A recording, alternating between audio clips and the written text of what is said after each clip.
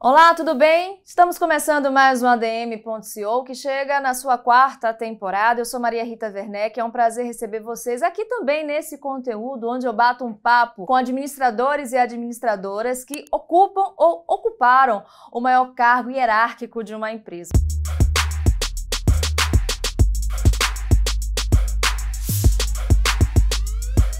Hoje eu tenho o prazer de receber o administrador Marcos Gouveia, fundador e diretor-geral da Gouveia Ecosystem, autor e palestrante com foco em marketing, varejo e distribuição, além dele ser presidente do Lead Comércio, entre outras cadeiras. Tudo bem, Marcos? Seja muito bem-vindo. Muito obrigada, por nos receber aqui na sede. A satisfação é toda minha, poder tentar compartilhar o que se aprendeu nesse tempo todo. Com certeza, eu sei que a gente vai aprender muito com você hoje. E para iniciar, a gente está aqui do lado de um grande líder que passou por várias transformações, Vamos concentrar agora essa pergunta no mercado de varejo, mas você tem uma experiência em outras áreas. Diante da sua experiência como líder, como consultor, ao seu ver, o que é que um líder precisa fazer hoje em dia para ele tornar a sua equipe mais engajada? O que é que não pode fugir das mãos desse líder nesse sentido? Bom, acho que em primeiro lugar, e cada vez mais por conta das transformações que estão acontecendo no mundo e a velocidade que isso tem acontecido, que é uma velocidade exponencial, a conexão com esse processo transformador é fundamental. Porque senão o seu discurso, o seu exemplo, a sua prática perdem conexão com o presente e com o futuro. Obviamente, sempre olhando e aprendendo com o que aconteceu no passado, mas principalmente olhando o que vem à frente para considerar isto uma referência. E a proximidade com as pessoas, o exemplo, de forma fundamental. Na lógica do varejo, a gente costuma brincar, a importância de estar com a barriga no balcão, no sentido de estar tocando a realidade no dia a dia, os pés no chão, para não desconectar e sair surtando, mas os olhos no futuro, para entender para onde devemos ir. Agora, Marcos, a gente sabe que a rotina de um líder, de um executivo de alta performance é muito corrida e não dá para ele acompanhar todos os departamentos. Qual departamento ou quais departamentos você escolheria como um dos principais, o que não pode sair do alcance desse líder? Se fosse na Europa ou nos Estados Unidos, talvez pudesse ser um pouco diferente. Na realidade brasileira, são talvez duas áreas, mais do que departamentos, que são fundamentais de controle constante e tocar a realidade. Caixa, por razões óbvias, e gente, por mais óbvio ainda. Então, são dois aspectos com o qual você tem que estar muito conectado. E não importa muito se a empresa é deficitária ou superavitária. Se ela for deficitária, mais ainda, mas superavitária, porque a aplicação desse recurso na realidade brasileira, hoje, em muitos aspectos, é maior que o resultado do desempenho operacional. Então, você tem que estar muito atento. E se for deficitária, mais ainda, para buscar alternativas e recompor o que for necessário. E, gente, porque por mais que a transformação seja pautada pela tecnologia, pelo digital, por tudo isso que o tempo todo nós estamos discutindo, o fator diferencial em qualquer circunstância é gente, tá certo? Bota inteligência artificial, pode colocar o que quiser, o que opera e faz as coisas acontecer são pessoas.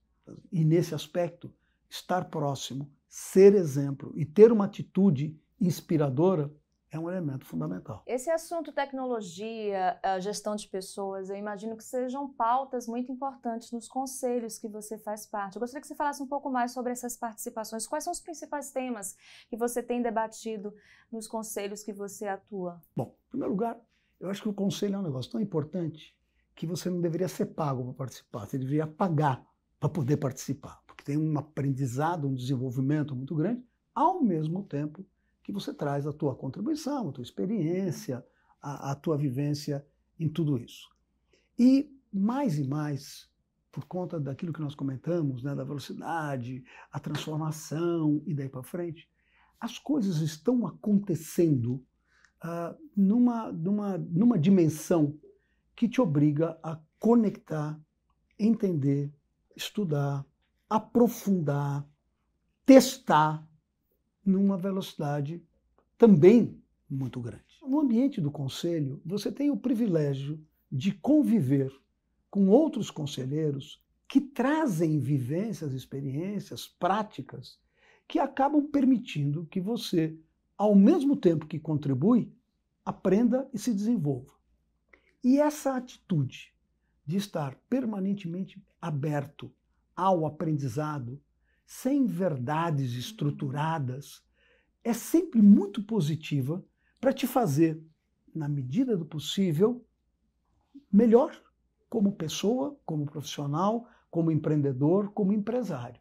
Então, essa característica pessoal de estar aberto, de estar absorvendo e tentar transformar o conhecimento, a informação e tudo mais que chegue até você em elemento propulsor de novas ideias, novos comportamentos, novas atitudes, é algo forte e que deveria ser, como atitude de vida, um dos primeiros dogmas de qualquer líder. Você é conselheiro do grupo Ebeltoft, né, que está presente em mais de 26 países, com a participação de 25 líderes. Eu acho que eu falei certo. Membros representando 26 países. 25 membros representando 26 países. Nessa troca, nesse intercâmbio cultural de experiências, você lembra uma pauta que tenha te surpreendido, né, nesses debates, que você acha que vale a pena trazer aqui pra gente? Bom, só para caracterizar, o Ebeltoft Group é uma aliança de empresas ligadas ao setor de varejo e consumo no mundo todo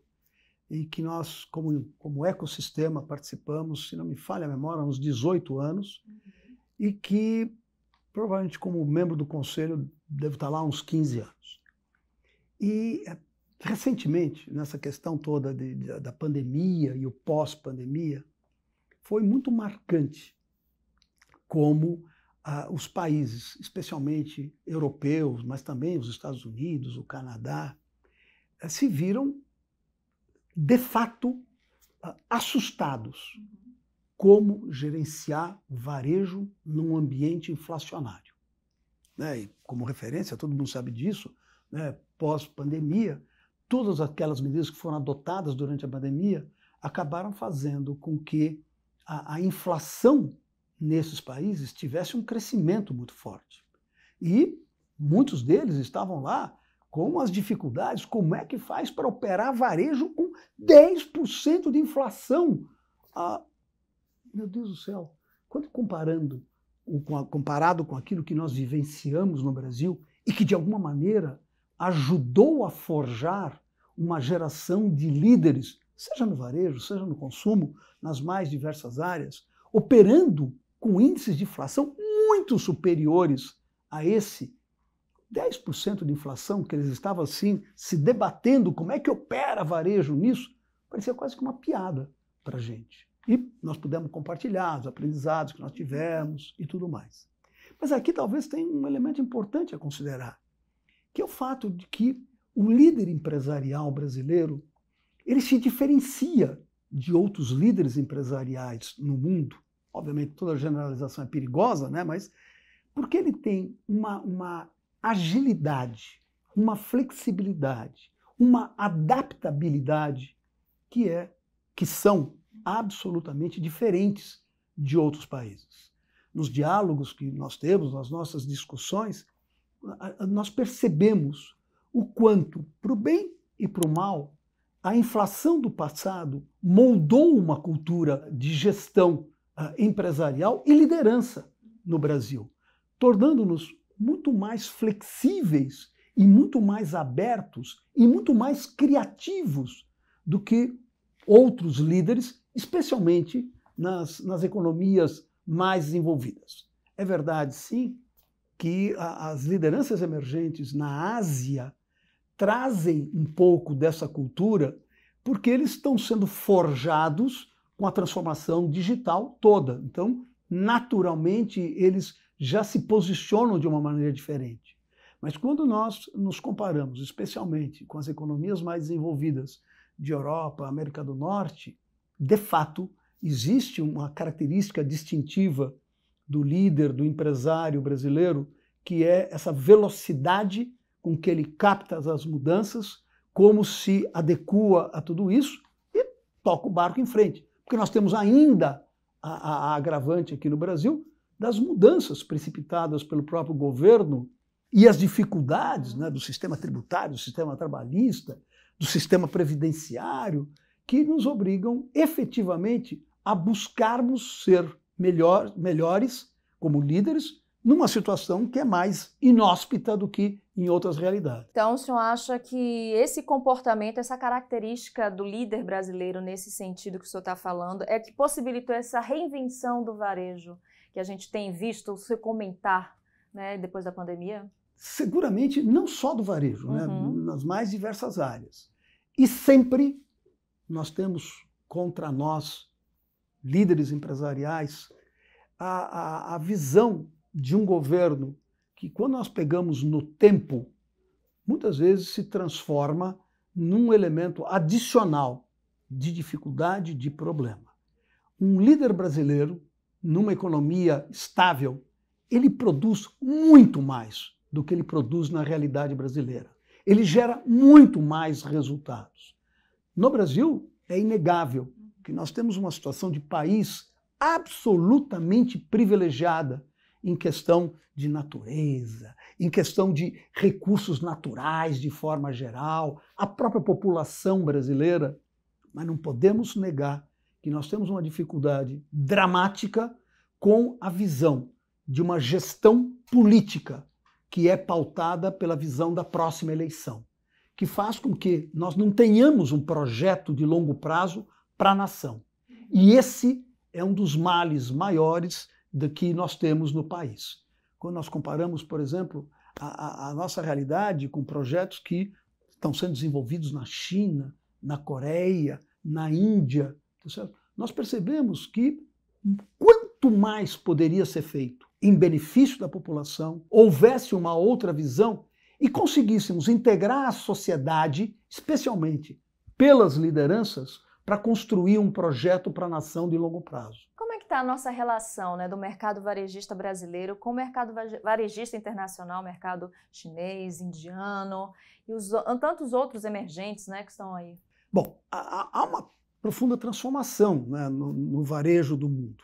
Ainda recentemente, né, nós colocamos num artigo o fato que nós estávamos vivendo uma desglobalização do varejo físico e uma metaglobalização do varejo digital. Explicando um pouco melhor. Por conta dessas dificuldades que se instauraram e cresceram durante a pandemia e pós-pandemia, mais as questões econômicas, financeiras, que envolvem essa transformação geopolítica que está acontecendo no mundo, com o crescimento da importância da Ásia, e a Ásia influenciando de forma direta outras regiões, tivemos uma realidade onde as corporações globais de varejo recolheram os flaps e voltaram a se concentrar aonde eles podem ter uma dominância e um controle melhor. Veja a redução da participação, por exemplo, do Casino, do Pão de Açúcar, no passado recente, o Walmart saindo do Brasil, outras organizações que encolheram sua presença física no Brasil, mas não só no Brasil, né? Na América Latina, na própria Europa.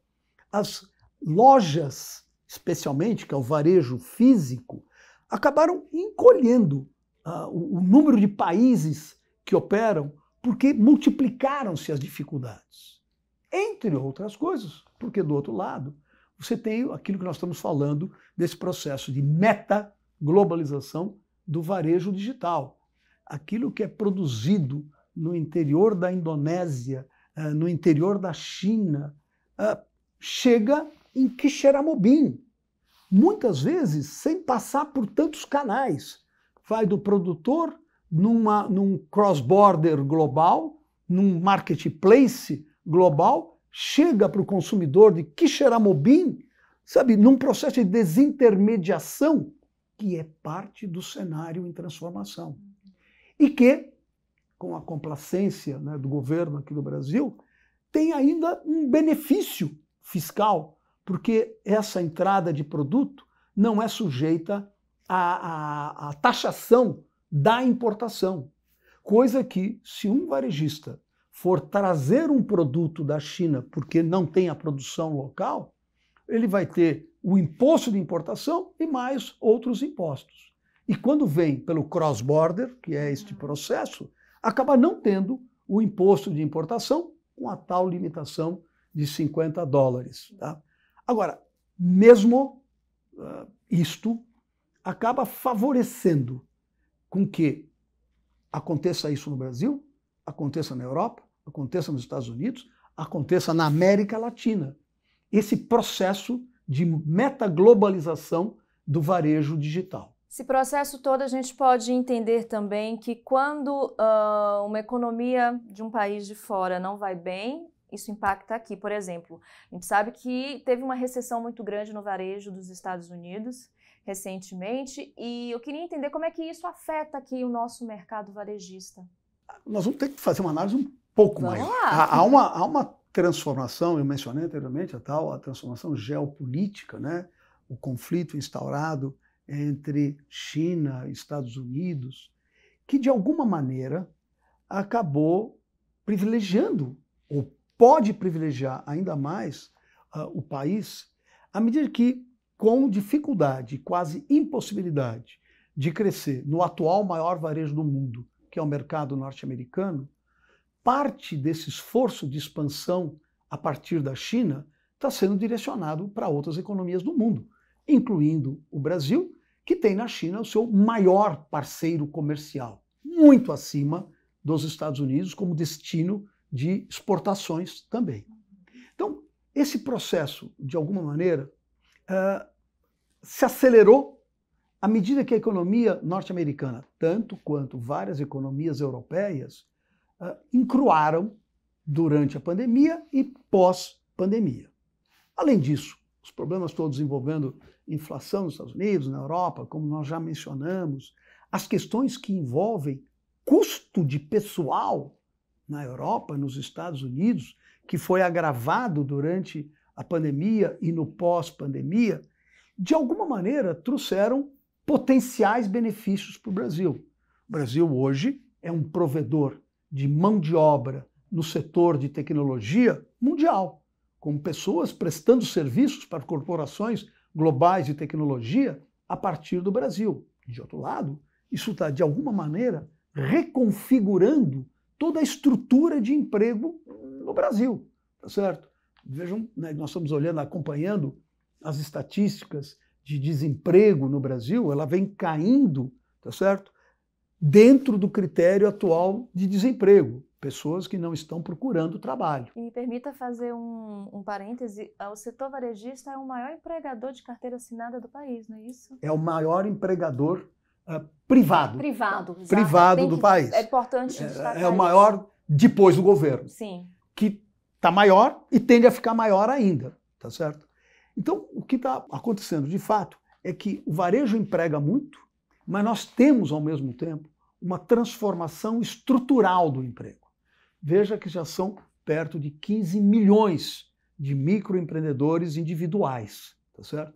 E os números agora começam a mostrar que parte deles substitui o empregado registrado em organizações, numa reconfiguração de fato do emprego, que não é a relação formal tradicional, mas é uma nova relação que está se desenvolvendo, aonde tem pessoas que acabam trabalhando para várias empresas ao mesmo tempo, em especial no setor de tecnologia. De alguma maneira, nós somos beneficiados pelo crescimento do interesse da Ásia, especialmente China, no mercado brasileiro. De outro lado, o nosso principal parceiro, que é China, está mirando mais e mais investimentos no Brasil.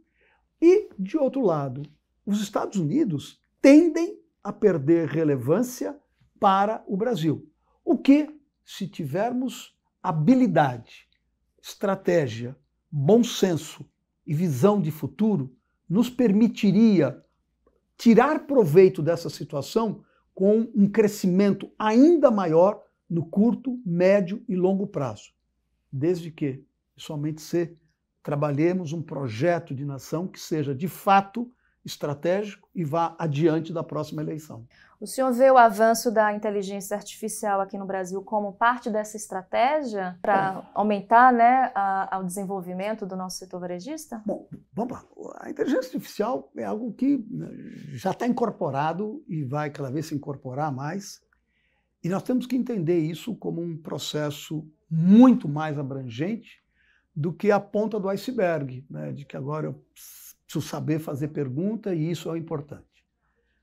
No último novembro eu estava na China e foi exatamente o momento que o Bill Gates trouxe uma expressão com a inteligência artificial. Agora nós vamos poder trabalhar 3 a 4 dias por semana. Obviamente, isso é despropositado. Pode ser que nas economias ocidentais mais desenvolvidas possa acontecer isto. Mas enquanto, né, existe esse raciocínio, na China eles continuam no 996, ou seja, das 9 da manhã às 9 da noite, 6 dias por semana. Quando não, 7. Porque existe uma volúpia de crescer, existe uma visão correta que a liderança política e econômica do futuro está diretamente associada com a liderança em tecnologia e digital. Estão investindo muito. Eles estão na vanguarda, né? Estão investindo muito em educação, em tecnologia, em digital e sustentabilidade. Porque eles perceberam a importância do tema sustentabilidade e passaram a privilegiar também o investimento em sustentabilidade, primeiro, por percepção em relação à própria realidade. Segundo, porque o mundo está cobrando isso. Então, a inteligência artificial ela está atrelada a esse processo todo de transformação, principalmente na tecnologia e no digital. E se pensarmos em termos de varejo, ela tem alguns vetores relevantes. Primeiro, é inegável que o mercado está e será cada vez mais competitivo. É inegável que o mercado tende a concentrar, porque quando mais competitivo, há uma tendência à concentração, porque os mais fortes e os mais ágeis tendem a crescer. Para enfrentar esse cenário, é preciso ter condições de racionalizar custo, melhorar a produtividade, melhorar a eficiência em tudo que se faz. E, nesse particular, a inteligência artificial pode ajudar muito. Mas tem um outro fator que precipita o aumento da competitividade, que é esse hiperempoderamento do omniconsumidor. Quer dizer, ele se torna ainda mais central em tudo o que acontece no mundo, principalmente porque ele passa cada vez mais a ter mais opções de produtos, de marcas, de canais, de formatos, de modelos de negócio, de absolutamente tudo.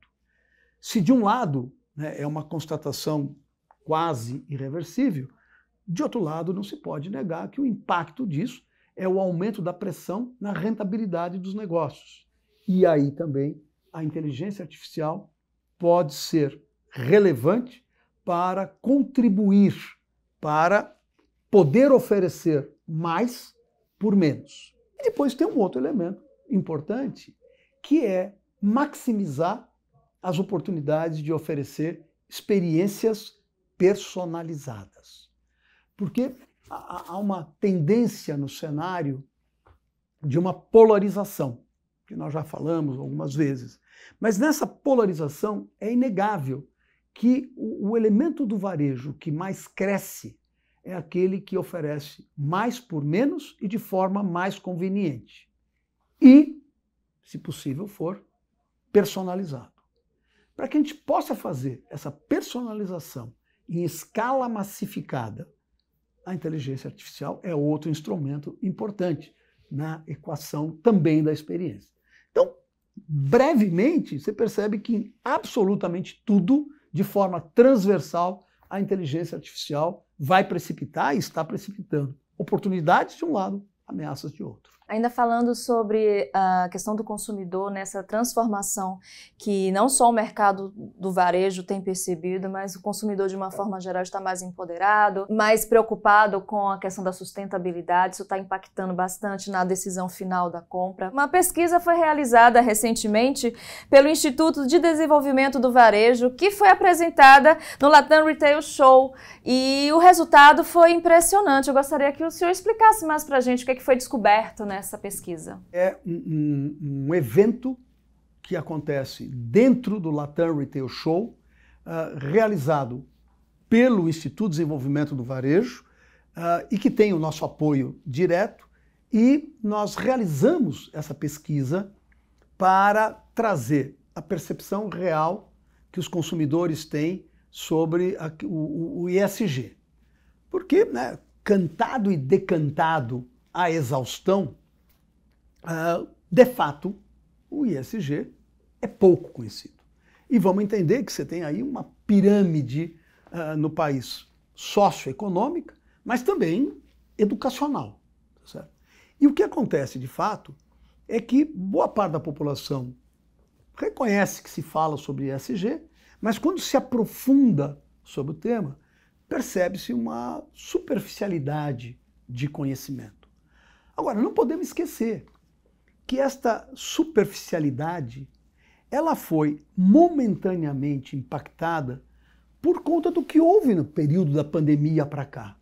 Porque, né, da pandemia para cá, houve um senso prático das coisas, que determinados temas mais estruturais deveriam momentaneamente serem colocados em segundo plano, porque, né, o problema era bem mais embaixo. Tá?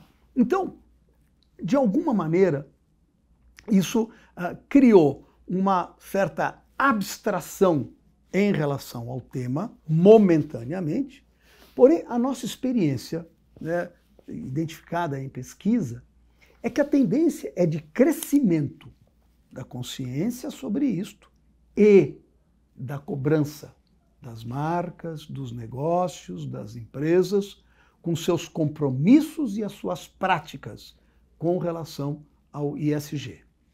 Então, podemos momentaneamente ter tido assim um certo refluxo, mas nós temos absoluta consciência, porque já monitoramos isso há tempo, que será crescente a demanda por prestar contas, entregar resultados, tornar o tema mais presente. E o que acontece, e é a experiência de outros momentos, é que antes de aderir a quem oferece, vai ter rejeição a quem não tem. O que significa na prática o seguinte: antes de eu preferir comprar em quem faz, mostra e acontece, eu vou estar brigando e rejeitando quem não está oferecendo. Tá? Agora, essa pesquisa ela é renovada anualmente, e no Latam Retail Show agora em setembro, aqui em São Paulo, junto com o IDV, Instituto de Desenvolvimento do Varejo, mais uma vez nós vamos voltar para trazer essa informação, porque as empresas precisam ter consciência deste amadurecimento temático que está envolvendo os consumidores, que, diga-se de passagem, ele é cada vez mais presente e mais forte nas novas gerações. Todo ano nós fazemos um estudo da visão das relações de consumo na ótica do consumidor, que é uma pesquisa ampla que nós fazemos no Brasil e fora do Brasil, e comparamos o resultado no Brasil com resultados fora do Brasil, e todos os palestrantes, são mais de 200 palestrantes por ano, recebem esse material antes, para que eles possam, de alguma maneira, inserir as suas visões com o contexto da pesquisa. E é inegável, né? O processo de amadurecimento, o processo de evolução, o processo de crescente pragmatismo do consumidor em relação a custo-benefício, mas também em relação às experiências que são incorporadas. E vamos sempre lembrar, né, que na cabeça do consumidor, a equação coloca lá no numerador o produto, os seus benefícios, a experiência, os compromissos com o ESG e outras coisas mais, e no denominador, preço e condições.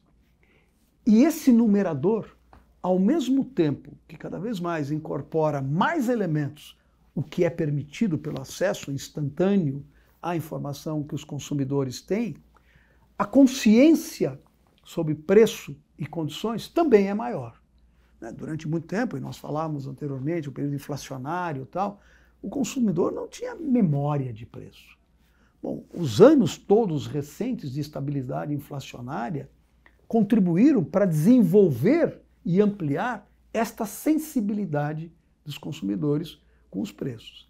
E esse processo evolutivo do consumidor, que nós fazemos questão de todo ano apresentar no evento, mostra o quanto as empresas precisam estar atentas às nuances, às características, às diferenças regionais, locais, por canal, por categoria de produto, de tudo isso, porque é uma brutal simplificação pensar em termos médios, né?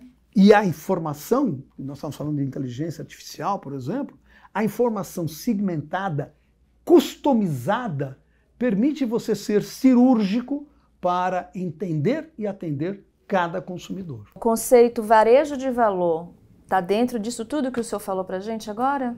Eu estava comentando agora há pouco da polarização de varejo. No passado, falávamos basicamente de dois polos. O polo do valor, mais por menos, e o polo da experiência, tá certo? Ou aquele valor que, para além do produto em si, reveste tudo isso de outros elementos. Já era um processo emergente, mas que teve um salto durante a pandemia, um terceiro polo importante, que é o polo da conveniência. No período, principalmente, da pandemia, a conveniência foi, por demais, associada à proximidade física, porque o deslocamento ficou limitado, mas houve a expansão enorme do e-commerce, que é um modelo de conveniência ainda maior, porque você não tem que se deslocar, chega na tua casa, tá certo? E houve uma evolução muito forte do nível de serviços à disposição do consumidor, e nós convivemos hoje de uma forma que não imaginávamos no passado. Eu compro e recebo no mesmo dia em casa, né, ao acesso de um clique, tá certo? E quando você combina a conveniência com o valor, e a conveniência do e-commerce permite uma percepção ainda maior de valor, você tem uma combinação que é cada vez mais relevante no mercado e que cresce fortemente de participação. Por quê? Porque no ambiente do e-commerce você analisa, compara produtos, preços, ofertas e a opinião de outros consumidores. Então, a tua decisão, ela passa a ser revestida, digamos assim, de uma racionalidade, de um pragmatismo ainda maior. E aí a tendência é o quê? Puxa vida, o que me dá o maior valor pelo menor preço. Mas, ao mesmo tempo, você tem como elemento de equilíbrio a experiência e a individualidade, que você pode usar também a tecnologia, o digital, a inteligência artificial, para poder, de alguma maneira, reduzir a barreira do pragmatismo e da racionalidade, criando aquele apelo que, para você, faz todo sentido e te induz a preferir aquele que te conhece, te entende, te respeita e te valoriza. Marcos, ainda é possível manter apenas o mercado varejista físico? Eu não diria que está, né, em vias de extinção, mas a dificuldade de sobrevivência é crescente. Nós, ninguém fala o consumidor como se fosse um ente, né, divino, mas somos nós como consumidores. Cada vez estamos mais sensíveis às alternativas que nos permite escolher, comprar e receber onde, quando e como a gente quiser. E isto é que está transformando, de fato, o mercado no mundo. Essa combinação de fatores que leva àquilo que nós falávamos anteriormente, desse processo de hiperempoderamento dos consumidores. Marcos, no ano passado a gente teve alguns cases de varejistas que tiveram problemas, né? Crises relacionadas a questões financeiras, entre outros temas. Como é que isso impactou no varejo brasileiro? É inegável que impactou bastante. Não chegou a criar uma crise sistêmica, mas né, a sucessão de ocorrências envolvendo algumas marcas por questões próprias e não estruturais, acabaram contaminando o ambiente. Especialmente porque aqueles né, que tendem a enxergar o copo meio vazio, imediatamente trouxeram né, a questão de que é um problema estrutural do varejo. Coisíssima nenhuma. Era um problema específico, como ficou provado, de algumas empresas que, por razões próprias, sem entrar no mérito, perderam o pé, tá certo? Ou quiseram perder o pé, não importa. Mas, de fato, criaram uma situação que o setor foi prejudicado, porque taxas de juros aumentaram para o setor, redução de investimentos ocorreram, dificuldade de acesso ao crédito aconteceu e coisas desse tipo, o que, de alguma maneira, contribuiu para aumentar o tamanho do problema para o setor. Tudo isso ficou bem caracterizado que foi pontual em algumas organizações. Isso vai continuar acontecendo porque é parte do jogo, aquilo que nós estamos falando. Há uma transformação estrutural muito importante que muitas empresas e alguns líderes não se dão conta da magnitude do que está acontecendo em termos de transformação.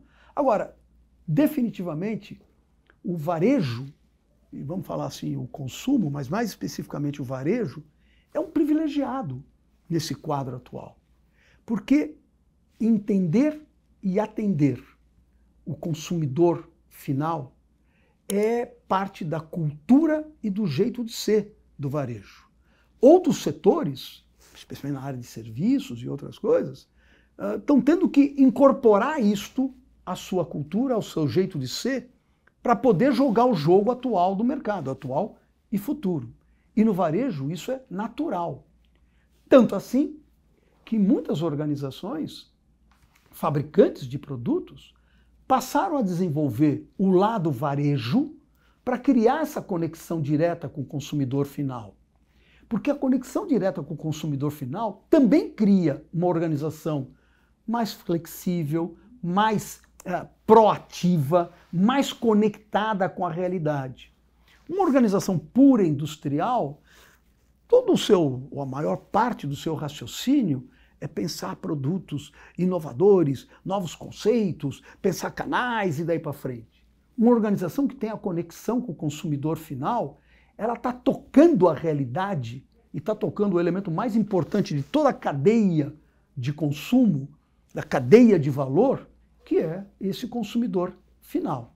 É por isso que Apple, no mundo, desenvolveu seus canais próprios, é por isso que Procter & Gamble, né, gigante global no tal dos produtos de rápido giro, também está operando varejo com serviço, e operando varejo com serviço através de franquia, tá certo? Da mesma forma como outras organizações no mundo, como Unilever, por exemplo. As marcas próprias são exemplo disso?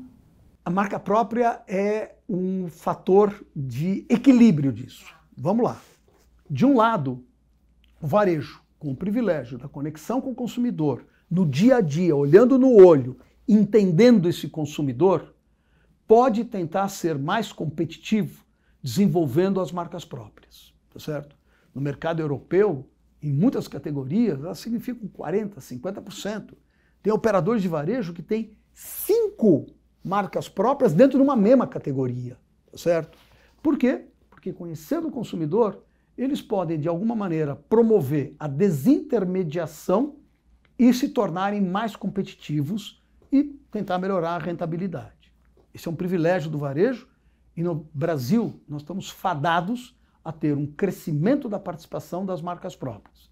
Só como exemplo, no setor de vestuário, nos principais líderes de mercado, marca própria é próximo de 95% das vendas. No setor de alimentos, menos, em torno de 7%. alimentos e supermercados. Só que, do outro lado, a indústria, ao perceber, digamos assim, essa ênfase estratégica do varejo em desenvolver marcas próprias, a indústria busca equilibrar esse jogo, criando a conexão direta com o consumidor final. Então, veja o grupo JBS com a Swift, que de alguma maneira transformou o negócio da carne no Brasil. Eu dava o exemplo da Apple em termos globais. E você tem as corporações, né, como a Inditex, que é Zara, Massimo Dutti e daí para frente, que a sua estratégia é todinha integrada, marca própria e produção também. Então, essa transformação estrutural de mercado também é um dos elementos importantes da reconfiguração do mundo nesse aspecto. Considerando toda essa transformação de mercado que você tem trazido para a gente aqui durante esse bate-papo, como você acha que o profissional que atua na área de varejo, a gente está falando agora com os profissionais da administração que estão nos assistindo, que atuam, né, nesse setor, eles podem se preparar para tudo isso? Não se acomodar, estar aprendendo cada dia, se impor um ritmo de incorporação da visão da nova realidade, mas não a realidade da ponta do iceberg, mergulhando, indo fundo. Não falta informação para tudo isso, não falta acesso, mas talvez o que está em falta é a abertura e a prática de incorporar todo dia isso nas suas ações, no seu modelo de trabalho e tudo mais. E você, como é que você se mantém atualizado? Eu normalmente começo 4h30, 5h da manhã, lendo, né? E sigo até muito tarde. Mas principalmente estabelecendo muita conexão.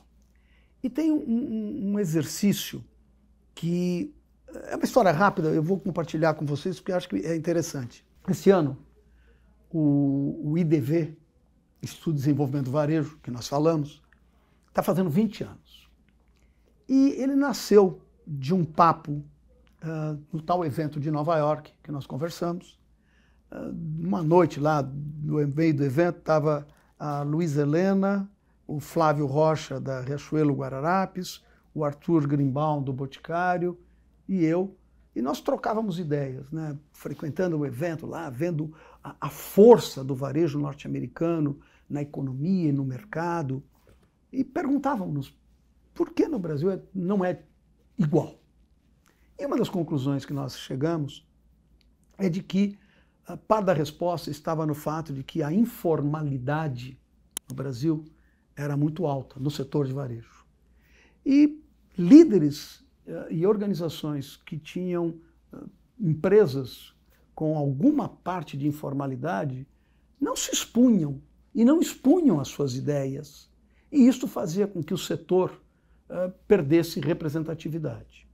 E veio então a proposta de criar um instituto que reunisse empresas formais e que esse instituto se propusesse a ajudar a transformar para melhor o setor no Brasil. Isso aconteceu, o IDV hoje é o principal instituto ligado ao varejo brasileiro, tem sido ativo e protagonista em muitas das reformas que têm acontecido no país. Mas, 10 anos atrás, num outro raciocínio, um pequeno grupo ligado ao setor de food service, e food service significa alimentos preparados fora do lar, né? Nos Estados Unidos, de tudo que se vende de alimentos, 48% é alimento preparado fora do lar. No Brasil, no passado, não muito distante, era 22%, hoje já é 36%, e crescente. Porque há uma transformação estrutural, né, na forma de compra e consumo de alimentos, porque, né, a realidade faz com que o tempo para preparar em casa, a falta de infraestrutura, tal, desenvolve o food service. Mas nessa oportunidade, esse grupo repensou tudo isso, e éramos em 4, 5 pessoas, e ao invés de fazer um grupo que olhasse quem vendia food service, pensou-se num grupo que integrasse a cadeia de valor do food service. Ou seja, quem produz os alimentos que vão para o food service, quem distribui e que está na ponta do varejo. Isso deu origem ao Instituto Food Service Brasil, que hoje tem perto quase 100 empresas, mas que recebe nas suas diversas operações 180 milhões, obviamente não únicos, de consumidores habitualmente. Imagina o que isso significa em termos de massa de informação para te ajudar a orientar e definir caminhos. Mas essa lógica de reunir a cadeia de valor num setor, segmento, categoria, é mágica. Porque quando os modelos tradicionais de atuação empresarial é, de um lado, a indústria, do outro lado, quem distribui, e olha lá, tem o outro lado ainda de quem presta serviços. Na hora que você integra tudo isso e passa a pensar no todo daquele segmento, daquela categoria, a tua visão é absolutamente diferente e integrada. E os resultados que esse Instituto Food Service Brasil tem tido nesse período são hoje reconhecidos internacionalmente pelas empresas globais que estão aqui no Brasil e que veem o quanto se contribuiu da integração da visão. Então, é cada vez mais importante pensarmos de uma maneira integrada, porque, de novo, a velocidade da transformação, a intensidade, a profundidade, a amplitude são grandes demais para quem quer que seja pensar que isoladamente vai trazer e desenvolver soluções. Bom, a gente está caminhando para o final do nosso programa. Infelizmente, a gente precisa terminar esse bate-papo, mas antes, claro, eu vou querer saber do Marcos por que administração? Bom, eu preciso reconhecer que eu fui estimulado pelo meu pai. Na época ele era um juiz e com o setor público na cabeça, a visão do setor público, mas ele estava muito atento com as mudanças que aconteciam por aí e já tem um bom tempo que eu me formei, na época tinha surgido a administração, essa coisa toda, e ele se conectou com aquilo e me estimulou a pensar no assunto.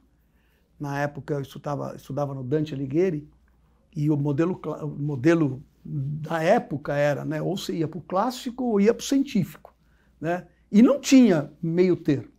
Tanto assim, que quando eu achei que a ideia era válida, aprofundei um pouco mais e vi que por ali fazia sentido, acabei, entre aspas, negociando com o pessoal do Dante para continuar lá no científico, mas que tinha coisa do clássico, porque o programa era diferente. Eu falo científico clássico, tem muita gente que não vai entender nada agora, mas era como funcionava na época. Mas, de novo, entrei na GV e logo no primeiro semestre da GV, estou falando aí de 1968, houve um problema enorme econômico, político no Brasil, e nós ficamos 6 meses sem aulas, tá certo? E nesse período eu acabei fazendo a propaganda e marketing no paralelo. Mas a abertura que a administração traz, esta visão mais plural que está implícita nas matérias que você vai conhecer no ambiente da administração, tendem a te levar a estar com a cabeça mais aberta. E eu não estou querendo comparar com nenhuma outra área, nenhum outro negócio, mas parece que o processo de formação em administração te leva a uma abertura intelectual, emocional e atitudinal que são mais relevantes. E me dei bem com isso. Até porque o importante era estar atento, conectado, pesquisando, estudando e vivendo com a realidade, convivendo com a realidade. E isso foi muito atraente. E o seu encontro com o varejo? Você fez parte de grandes empresas como executivo, nacionais e internacionais, mas o seu encontro com o varejo foi especial, né, Marcos? Ele nasceu exatamente na GV.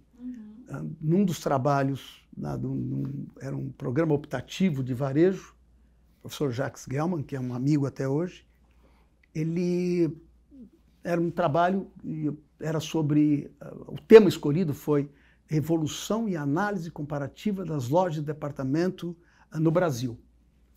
E me apeguei ao tema, fiz um montão de pesquisa, foi legal e tal. E parece que ficou bacana o trabalho, né, o tal trabalho de conclusão de curso.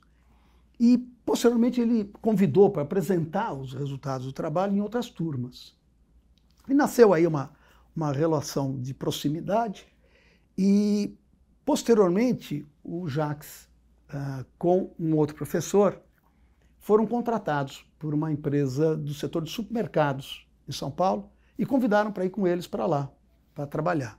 E aí, recém-casado, eu ia lá para o Brás de moto para ser gerente de operações nessa rede de supermercados. Logo em seguida, 1 ou 2 anos depois, eles foram contratados por uma rede de varejo, Arapuã, que era uma rede do interior, que estava se deslocando para São Paulo, e eles foram contratados para fazer consultoria para essa rede, inclusive em seguida foram diretores, foram executivos nessa rede. E convidaram de novo para estar junto com eles, e eu fui lá ser gerente de operações inicialmente, o que na prática significava coordenar grupos de lojas, e Arapuã, para quem não sabe, à época tornou-se a mais importante rede de eletrodomésticos. Eu cheguei a conhecer Arapuã. Do país, e o vento bateu a favor, e num período relativamente curto de tempo, eu acabei me transformando em diretor, membro do conselho do grupo Fenícia Arapuã, e daí, né, seguiu. Foi embora. Bom, a gente vai partir agora para a nossa dica de leitura, e hoje essa dica vai ser dada por um autor ganhador do Prêmio Jabuti, um dos mais importantes, né, da literatura brasileira, por que não mundial. Primeiro, eu gostaria de saber qual dica de leitura você trouxe para a gente, e depois eu tenho uma pergunta especial para te fazer. Bom, francamente falando, eu muito em cima, né, do que está tudo disponível hoje. Quando o livro vem para o mercado, os fatos que ensejaram o livro aconteceram no passado recente. E eu fico muito conectado ao que está acontecendo a cada instante. Então, em muitos casos, eu acabo, confesso, lendo resumos de livros para entender a lógica, o argumento todo, porque boa parte dos fatos, né, de alguma maneira, a gente está conectado. Uma leitura, para mim, relevante, não é livro, é a Economist, que eu faço absoluta questão de acompanhar, assim como os principais veículos econômicos do Brasil e alguns outros internacionais. Mas, na minha formação, né, desde do Príncipe de Maquiavel, tá certo? Até coisas mais recentes, né, as organizações exponenciais, ou Walking the Talk, foram livros que, de alguma maneira, me marcaram pela sua proposta. Ô Marcos, eu gostaria de saber como é que anda nesse lado escritor, coautor, como é que é esse processo, né, esse outro lado profissional seu, como é que começou isso? Tem a ver um pouco com filosofia de vida, né? A ideia de compartilhar o aprendizado. Lá atrás, quando nós começamos a consultoria, e foi um negócio assim meio quase inconsequente, né? Porque 35 anos atrás, uma consultoria focada em estratégia de varejo, num cenário que o mercado, como nós comentávamos, né, muita informalidade no setor, empresas com controle, gestão familiares, fazia com que, né, esse posicionamento de consultoria, estratégia de varejo, fosse ambicioso demais para o seu tempo. Então a ideia era trazer propostas, visões, conceitos para sensibilizar o mercado e, com isso, ajudar a promover, né, a imagem da consultoria e do nosso trabalho. E aí, o acaso, né, acho que um pouco de acaso e um pouco de trabalho, acabaram fazendo com que o nosso primeiro livro, né, desenvolvendo marca e distribuição, desenvolvendo uma vantagem competitiva no mercado global, ganhasse o Prêmio Jabuti. E aí eu fiquei mal acostumado. Mas a partir daí eram outros livros, sempre com a ideia de provocar sobre temas que tinham que estar presentes para quem estivesse no setor. Então veio sobre essas questões que envolvem a transformação do metaconsumidor, coisas ligadas a centrais de negócios. Depois, uma preocupação grande de reunir mais gente que se integrasse para escrevermos juntos, estimulando compartilhar o conhecimento, tanto quanto fazemos com os nossos eventos e tudo mais. Mas depois veio uma história, nós temos uma plataforma de conexão com o mercado, a mercado de consumo, que nasceu, né, como Retail Now, lá no começo da empresa, um newsletter semanal. Ao longo do tempo mudou para ser algo diário. E durante a pandemia, desesperados para buscar alternativas de aumentar a receita, porque parou o nosso negócio, né, nós transformamos a mercado de consumo, com o apoio decisivo do time de líderes que cuida disso, num veículo, tá certo? Numa plataforma, e com, hoje, um bom negócio nosso. E aí, as coisas com o tempo mudaram e eu passei a produzir, principalmente, artigos semanais, que saem às segundas-feiras na Mercado de Consumo.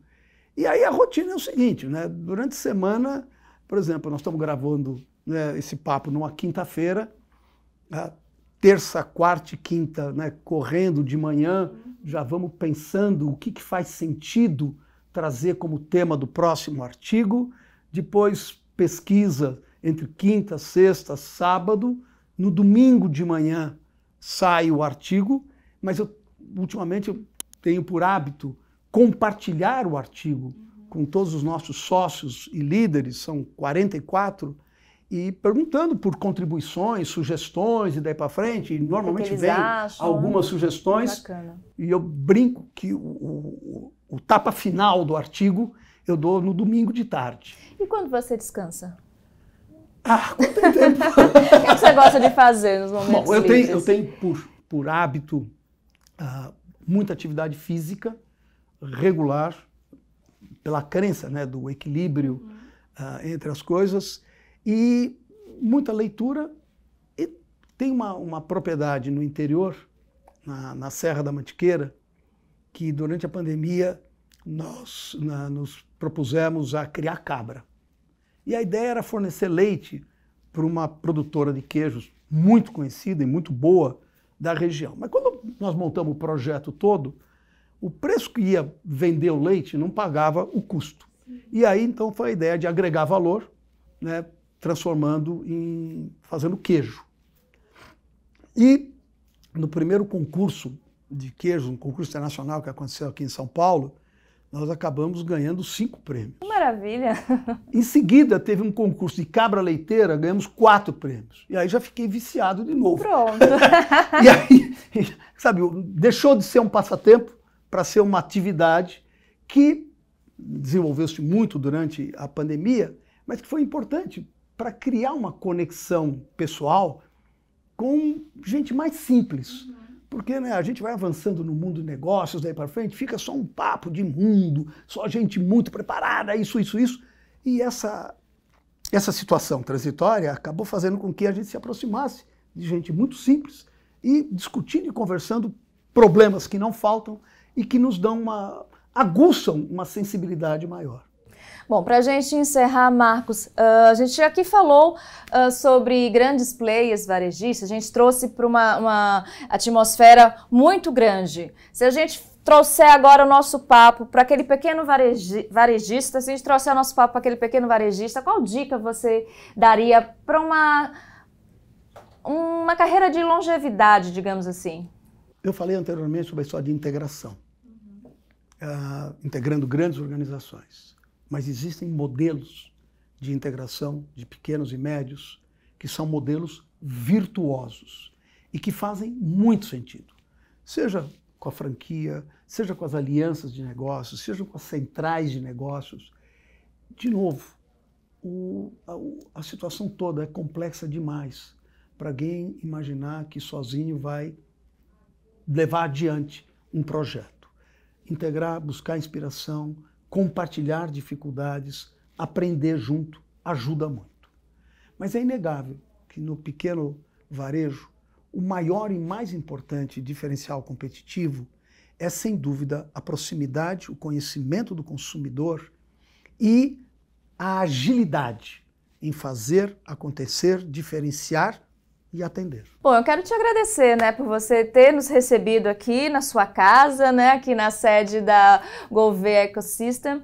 Quem quiser te acompanhar, continuar te acompanhando, quem já te conhece, quem está te conhecendo hoje, depois do programa, onde é que te encontra? Bom, nós temos a plataforma Mercado e Consumo, toda segunda-feira tem o artigo, então é só acessar a plataforma Mercado e Consumo, às segundas-feiras tem lá o artigo do domingo. Maravilha! E eu quero agradecer a você também que ficou conosco em mais uma edição do ADM.co. Um prazer receber vocês aqui no canal e também aí no Spotify. Eu sou Maria Rita Werneck, é um prazer ter vocês aqui. Não esqueçam de deixar seus comentários, de seguir o nosso canal, deixar um like e, claro, né, de seguir as redes do CRA São Paulo. Até a próxima!